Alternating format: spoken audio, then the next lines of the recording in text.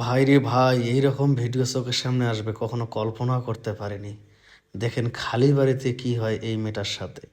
সে ঘরের দরজা লাগিয়ে তার ঘরের ভিতরে ঢুকতেছে, হঠাৎ করে তার কানে একটি আওয়াজ চলে আসবে এবং সে বুঝতেছে না কি ব্যাপার, আমার এই বন্ধ বাড়িতে, দরজা লাগানো বাড়িতে আওয়াজ কোথার থেকে আসে।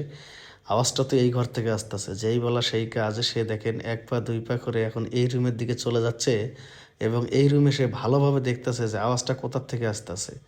এখন সে দেখতেছে যে না, আওয়াজটা কোথার থেকে আসতেছে, মানে সাউন্ডটা পাচ্ছে কিন্তু কোথার থেকে আসতেছে সেই জায়গাটা সে নির্ধারণ করতে পারতেছে না। অ্যান্ড সে বলছে কি ব্যাপার, সাউন্ডটা তো এই রুম থেকে পেলাম, তাহলে কোথায়? হঠাৎ করে যাইতে আবার ওনার কানে মনে হচ্ছে তাহলে এই রুমে, শিওর আমি এই রুমেই। হায় হায়, আমার এই বন্ধ বাড়িতে এরকম সাউন্ড, আমি তো কিছুই বুঝতেছি না। এখন সে নিজে নিজে কল্পনা করতেছে আমার সাথে কি হলো।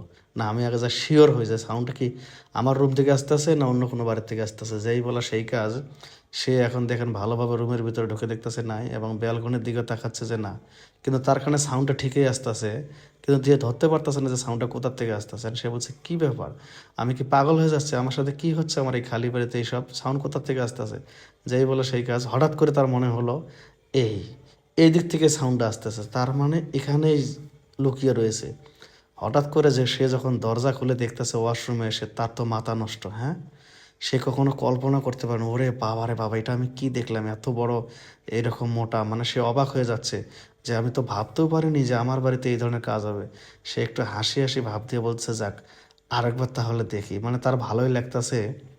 সে এখনো কল্পনা করতে পারতেছে না যে তার সাথে এসব কি হচ্ছে। সে কিন্তু দেখতেছে আর মনে মনে অনেক খুশি। যাই হোক, আমার তো খুবই ভালো লাগতেছে, জিনিসটা মোটামুটি ভালো আছে। এখন আমি কি করব, আমি তো এটাই চেয়েছি যে ফাঁকা বাড়িতে এইরকম একটা জিনিস আমার সাথে হোক। তার মানে সেও চাচ্ছে যে ফাঁকা বাড়িতে আমার সাথে এরকম একটা ঘটুক, আমি যেন তারা সুযোগ দিই, এই জন্য সে ওয়াশরুমে এই কামটা করতেছে। কোনো ব্যাপার না, দেখেন সে অনেকটা খুশি খুশি মনে এক পা দুই পা করে এখন তার ঘরের সোফার মধ্যে গিয়ে বসবে এবং সে নিজে নিজে মানে ফন্দি আট করবে। যাই হোক, হয় সে আমাকে দেখে ইচ্ছাকৃতভাবে আমার দেবর এই কাজটা করতেছে, আর নইলে সে জানে না যে আমি এই টাইমে বাড়িতে আসবো, এই জন্য সেই কাজটা করতেছে। সমস্যা নাই, কারণ তার আমি যে কাজটা দেখতেছি এই কাজে সে আর না করতে পারবে না। আমি তো এটাই চেয়েছিলাম, কারণ অনেক দিন ধরে আমার হাজব্যান্ড বাড়িতে নাই, আমার তো মনের একটা আশা আকাঙ্ক্ষা আছে, আর সে তো তার স্বামীর ভাই, কোনো সমস্যা নেই। যাই হোক, আমি আর ওকে না করব না। এবং তার মনে ধারণা হলো যেহেতু বাড়ির মধ্যে ও আছে, তার মানে কাজের মেয়েটাও মনে আছে। দেখি, এখন গিয়ে দেখে পাকঘরে কাজের মেয়েও নাই। সে দেখেন অনেক খুশি, যাক এখন তো আমার আর কোনো সমস্যা নেই, কারণ দেবর আর আমি বাড়ি হলো ফাঁকা।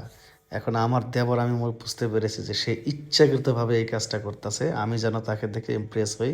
আর আমি যে এই সময় বাসায় আসবো সে জানে, এই জন্য সে কী করেছে, দ্রুত আগে বাসায় চলে এসেছে।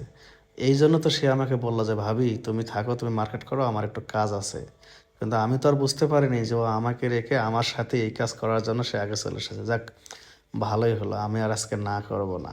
কারণ অনেক দিন ধরে দেখি যে আমার দেবর আমার পিছে একটু ঘুরঘুর করে, আমি প্রথম বুঝতে পারিনি, কিন্তু আজকের কাহিনী দেখে তো আমি বুঝতে পারলাম যে আসলে সে পুরোই ফিদা।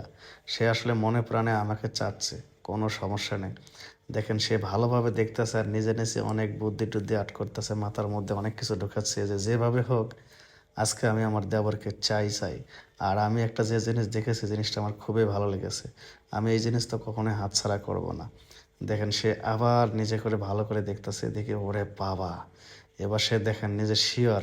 যাই হোক, জিনিসটা অবশ্যই পছন্দ হয়েছে। আর আমার যে শাড়ি পরা আছে, আমার যে মেকআপ টেকআপ সুন্দর, ও দেখে আর না করতে পারবে না। তখন দেখেন ডাক দিয়েছে, কি ব্যাপার, কেমন আছো? সে বলছে হ্যাঁ ভাবি, তুমি কখন আসলে? বললো এই, আরে এত সুন্দর আমি একটা তোমার ভাবি থাকতে, আর তুমি কিনা ওয়াশরুমে গিয়ে এরকম এরকম করতেছো, এটার কি দরকার? তুমি আমাকে বললেই হতো, দেখুন আমি কত সুন্দর করে সেজেছি। আর তুমি যখন আমাকে মার্কেটে নিয়ে গেলে তখনও তো বললা না যে ভাবি আমি মনে মনে একটা জিনিস চাই, আমাকে বলতা।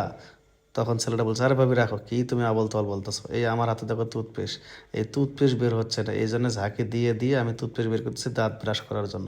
আর তোমাকে যখন মার্কেটে নিয়ে গেছি আমার তখনও মনে নাই, বা আমি যখন এসেছি তখনও মনে নাই যে একটা টুথপেস্ট কিনতে হবে। বুঝতে পেরেছো ভাবি? ভাবি একটা কথা মনে রেখো, আমি এবারে নুন খেয়েছি, এটা আমার নিজের বাড়ি, আমার ভাই অনেক পরিশ্রম করে, কথা বুঝছো? আর ভাইয়ের জিনিস আমানতের সাথে কখনো আমি খেয়ানত করব না। যাও, কি নাতে কী ভাববে আইসে ওয়াশরুমে। এই কথা বলে দেবর তার ঘরের দরজা লাগিয়ে গেল ওয়াশরুমে, আর ভাবি গিয়ে সোফার খাটের মধ্যে বসে দেন চিন্তা করতেছে যে আসলে আমরা খালি চোখে সবসময় যা দেখি সবসময় সত্য হয় না, আমার মাথাটা গেছে গা। কারণ যে ছেলেটাকে আমি সবসময় নিজের ভাই মনে করতাম সে কখনো আমার দিকে খারাপ নজরে তাকায় নাই, আর আমি কি নাতে কী ভাববে সি, আমি আর কখনো এই বাজে নজরে তাকাবো না, কারণ ও তো আমার দিকে ভালো থাকে। গল্পটা ভালো লাগলে শেয়ার দেবেন। আল্লাহ হাফেজ।